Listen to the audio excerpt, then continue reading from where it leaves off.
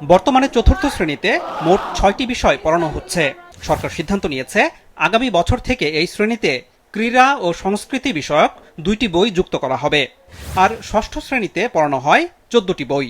এই শ্রেণীতেও আগামী বছর থেকে কারিগরি শিক্ষা ও লার্নিং উইথ হ্যাপিনেস বা আনন্দময় শিক্ষা নামে ২টি বই যুক্ত করা হবে।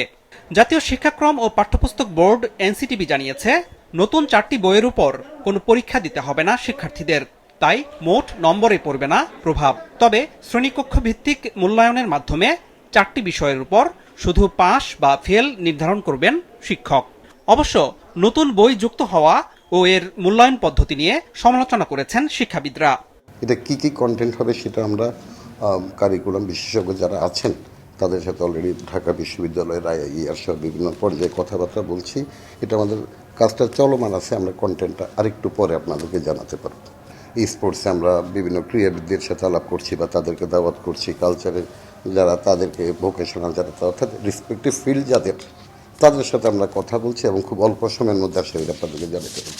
নিঃসন্দেহে যখন বইয়ের সংখ্যা বাড়ে সেটি শিক্ষার্থীদের উপরে চাপ বাড়ে।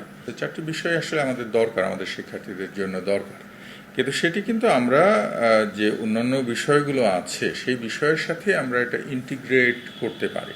শারীরিক শিক্ষা একটি বিষয় রয়েছে যেখানে শরীরচর্চা এবং খেলাধুলা দুটোই রয়েছে। তো শরীরচর্চা আমরা যদি ব্রডার সাবজেক্ট হিসেবে বিবেচনা করি তাহলে ক্রীড়া আমরা ওর মধ্যেই আমরা আসলে আলাদাভাবে ফোকাস করতে পারি। আমার এর জন্য আলাদা আসলে সাবজেক্ট দরকার নেই।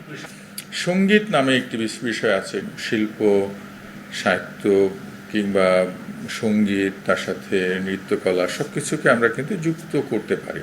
তো সঙ্গীত আলাদা একটি সাবজেক্ট এবং সংস্কৃতি আলাদা, এভাবে সাবজেক্টের সংখ্যা বাড়ানোর পক্ষে আমি নই। নিশ্চয়ই এটা ভালো কিছু হবে না। আমি যেটা বললাম যে মূল্যায়ন আসলে যদি করা না হয় তাহলে এটি অবহেলিত থেকে যাবে।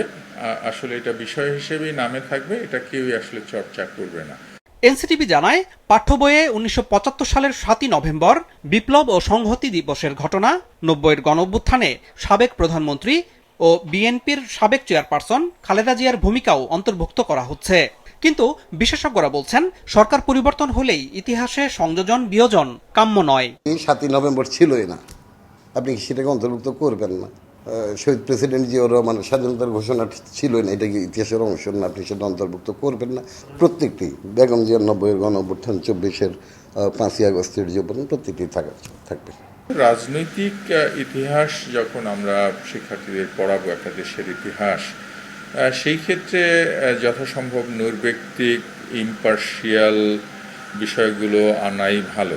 এটি আমাদের জন্য দুঃখজনক যে সরকার পরিবর্তনের সাথে সাথে আমাদের দেশের যে বিভিন্ন ইতিহাস সেই বিষয়গুলো পরিবর্তন হয়ে যায়। তো এই জায়গাটাতে আমার মনে হয় একটি আমাদের ঐক্যমত্য দরকার যে না, আমরা শিক্ষার্থীদের একটি অবজেক্টিভ ইতিহাসে দিতে চাই।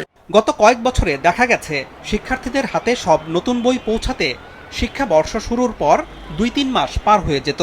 তবে এনসিটিবির চেয়ারম্যান বলছেন, আগামী শিক্ষাবর্ষ থেকে এমনটি হবে না। স্টুডেন্টদেরকে ১লা জানুয়ারির মধ্যে যেটা বিভিন্ন সময় ব্যত্যয় ঘটেছে, এখন যাতে ব্যত্যয় না হয়, মাননীয় প্রধানমন্ত্রীর, মাননীয় শিক্ষামন্ত্রীর স্পষ্ট নির্দেশ, কোনোভাবেই সেই জন্য সেটাকে টার্গেট করে আমাদের পরিমার্জনটা আশা করি এই মাসের ২৫ তারিখের মধ্যে শেষ হবে। আমাদের টার্গেট নভেম্বরের ৩০ তারিখের মধ্যে আমাদের বই কমপ্লিট হবে। ডিসেম্বরের ১৫ তারিখের মধ্যে স্টুডেন্টদের বার্ষিক পরীক্ষা শেষ হয়ে যাওয়ার সাথে সাথে হাতে দিয়ে দিব, অথবা জানুয়ারির ১ তারিখে মাস্ট, যেটা আমাদের ঊর্ধ্বতন কর্তৃপক্ষের নির্দেশনা অনুসারে।